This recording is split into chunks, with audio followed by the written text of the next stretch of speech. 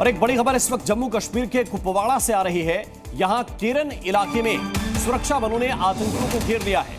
खबर है कि करीब 3 से 5 आतंकी इसी इलाके में घेर लिए गए हैं। दोनों तरफ से भारी गोलीबारी हो रही है।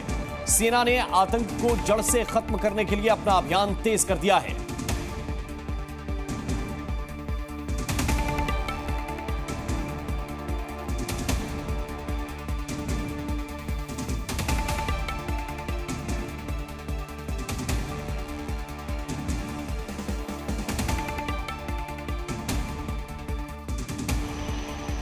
जम्मू के डोडा में सेना ने आतंक पर करारा प्रहार करने के लिए ऑपरेशन और तेज कर दिया है। सेना हेलीकॉप्टर और ड्रोन की मदद से लगातार जंगलों में सर्च ऑपरेशन चला रही है।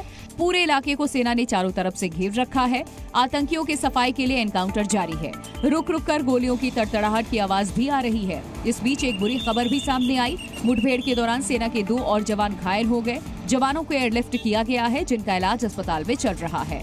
डोडा में आतंकियों के खिलाफ आज सुरक्षा बलों के ऑपरेशन का चौथा दिन है। खबर ये भी है कि आतंकी कई गुटों में छुपे हुए हैं। सेना ने भी आतंकियों के पूरी तरह से सफाई का मन बना लिया है। आतंकियों की बढ़ती गतिविधि को तहस नहस करने के लिए सेना बड़े ऑपरेशन के मूड में दिख रही है।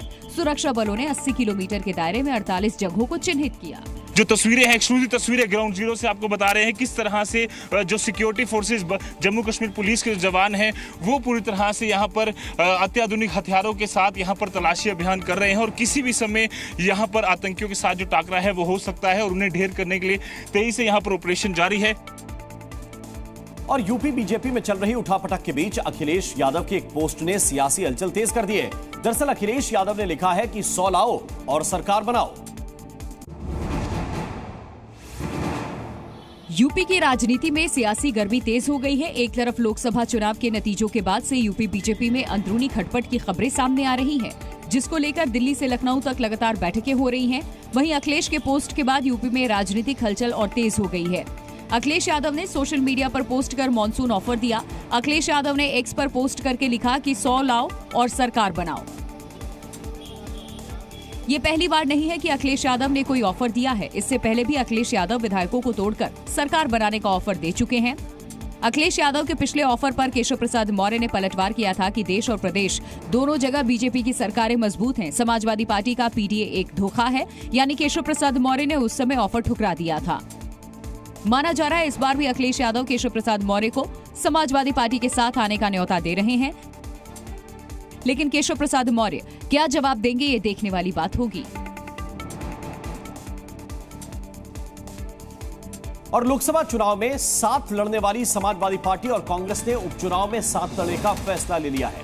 10 विधानसभा सीटों पर चुनाव में दोनों दल गठबंधन के साथ चुनाव लड़ेंगे। सूत्रों के मुताबिक इसके एवज में कांग्रेस महाराष्ट्र और हरियाणा विधानसभा चुनाव में समाजवादी पार्टी को कुछ सीटें दे सकती है। तो इस वक्त की बड़ी खबर आपको बता रहे हैं, उपचुनाव में गठबंधन हो गया है। 10 सीटों पर गठबंधन चुनाव लड़ेगा, जिनमें से 7 समाजवादी पार्टी और 3 सीटें कांग्रेस पार्टी अपने उम्मीदवार इन सीटों पर उतारेगी।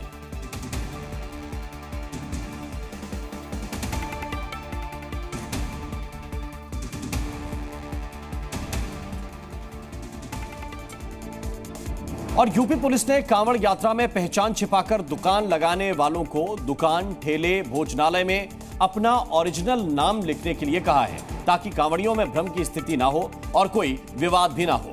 अब इस मामले पर सियासत तेज हो गई है। उत्तर प्रदेश सरकार ने कांवड़ यात्रा के लिए पूरी तैयारी कर ली है। खुद सीएम योगी तैयारियों को लेकर लगातार निर्देश दे रहे हैं। मुजफ्फरनगर में दुकानदारों को निर्देश दिया गया है कि वे अपनी पहचान के साथ दुकानदारी करें, यानी सभी दुकानदारों को अपनी दुकान पर नाम का बोर्ड लगाने को कहा गया है। वहीं मुजफ्फरनगर के एसएसपी का कहना है कि यात्रा के दौरान किसी विवाद से बचने के लिए ये फैसला लिया गया है। इसमें जितने भी खान पान के दुकानें हैं, चाहे वो होटल, ढाबे, ठेले, जहां से भी कांवड़िए अपनी खाद्य सामग्री खरीद सकते हैं, उन सबको ये निर्देशित किया गया है कि अपने प्रोप्राइटर के या काम करने वालों के नाम ज़रूर डिस्प्ले करें। ये इसलिए ज़रूरी है ताकि किसी प्रकार का कोई कन्फ्यूजन किसी भी कांवड़िए के अंदर ना रहे। मुजफ्फरनगर में कांवड़ यात्रा के रास्ते पर पड़ने वाले बहुत से मुस्लिम दुकानदारों ने प्रशासन के इस आदेश के बाद बोर्ड लगाने शुरू कर दिए, लेकिन इस फैसले पर असदुद्दीन ओवैसी से लेकर महुआ मोइत्रा तक ने योगी सरकार को घेरा है। तो वहीं कांग्रेस ने भी सरकार पर हमला बोला है। कांवड़ियों को लेकर के जिस तरह से एक आदेश पारित किया वो गलत है, उचित नहीं है। तकरीर जिला प्रशासन कर रहा है, वो अपनी कमियों को छिपा रहा है। और पुरी के जगन्नाथ मंदिर के रत्न भंडार से पर्दा उठने वाला है। जगन्नाथ मंदिर के तहखाने से जुड़ा रहस्य दुनिया के सामने आने वाला है। 46 साल बाद जगन्नाथ मंदिर के रत्न भंडार का ताला खुल गया। पहले रत्न भंडार का बाहरी हिस्सा खोला गया था, आज उसके भीतरी हिस्से को भी खोल दिया गया।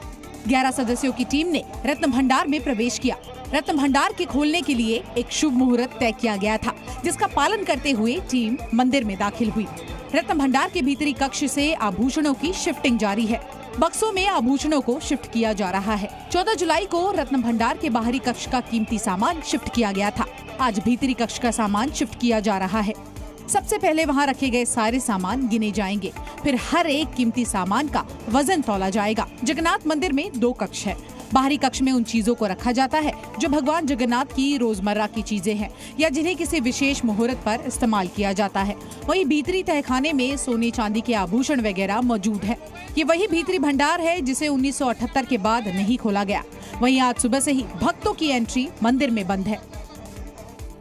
और मौलाना तौकीर ने बीते 72 घंटे में दूसरी बार यू टर्न ले लिया। अपने धर्मांतरण वाले ऐलान के बाद वो अपने बयान से पलट गए, लेकिन अब वो तौकीर रजा का कहना है कि 21 जुलाई को सामूहिक निकाह करवाएंगे। सामूहिक विवाह और धर्मांतरण का सरेआम ऐलान करने के बाद जब हंगामा हुआ तो तौकीर रजा अपने बयान से पलट गए, लेकिन एक बार फिर वो सीना तानकर सामूहिक विवाह का ऐलान कर रहे हैं। रात मेरे लोगों को बुलाया गया, उन पर दबाव बनाया गया, उनसे झूठे वादे किए गए और उनसे ये लिखवाया गया। मेरी मर्जी के खिलाफ ये लोग लिखकर देकर आए कि कार्यक्रम स्थगित किया जाता है। हमने जो तारीख दी थी, हम उस तारीख को ही अपना प्रोग्राम करेंगे। मौलाना तौकीर रजा ने राज्य और केंद्र सरकार पर भी आरोप लगाया कि हिंदुस्तान में मुसलमानों को प्रताड़ित किया जा रहा है। हमें दुनिया को ये बताना है कि हिंदुस्तान में 2 किस्म के कानून चल रहे हैं। एक वो कानून है जो मुसलमानों का उत्पीड़न करता है, दूसरा वो कानून है जो गैर मुस्लिमों को खुली छूट देता है कि वो कानून अपने हाथ में लेकर कोई भी हरामकारी कर सकते हैं और बदमाशी कर सकते हैं। और अब खबर बीजापुर से है, जहां नक्सली हमले में 2 जवान शहीद हो गए हैं। ब्लास्ट की चपेट में आने की वजह से 2 जवान शहीद हुए हैं, जबकि 4 जवान घायल हो गए हैं। ऑपरेशन से लौटते वक्त पाइप बम में ये धमाका किया गया, ये ब्लास्ट किया गया। एंटी नक्सल ऑपरेशन के लिए एसटीएफ के जवान निकले थे। इसी दौरान जब वापस लौट रहे थे तो ये ब्लास्ट हुआ है। सीआरपीएफ, कोबरा, सीएएफ, डीआरजी और एसटीएफ के जवान ऑपरेशन में शामिल थे।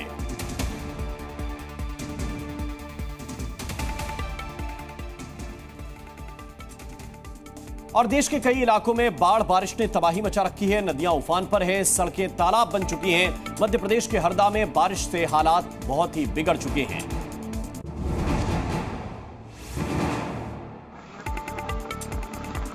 हर तरफ सैलाब का कब्जा, सड़कों पर पानी ही पानी। तस्वीरें मध्य प्रदेश के हरदा की हैं, जहां जोरदार बारिश के बाद नदी नाले उफान पर आ गए।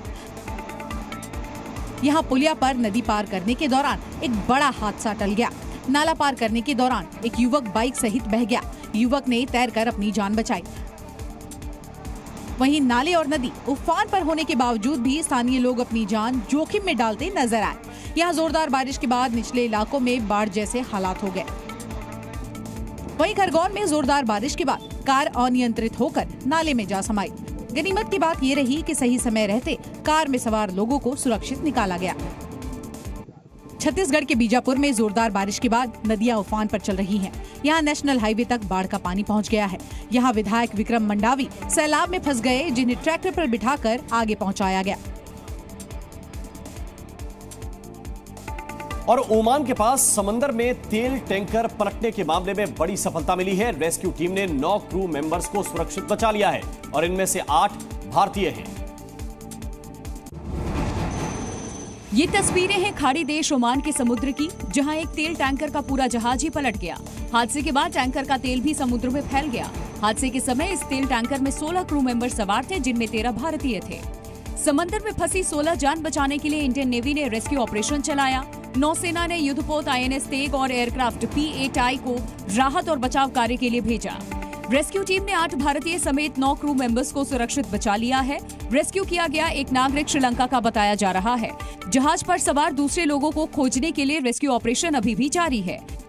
जानकारी के मुताबिक प्रेस्टीज फाल्कन नाम का तेल टैंकर दुबई के हमरिया एयरपोर्ट से रवाना हुआ था। इस पर कोमोरोस का झंडा लगा हुआ था। ये यमन के अदन पोर्ट जा रहा था। रास्ते में ये हादसे का शिकार हो गया।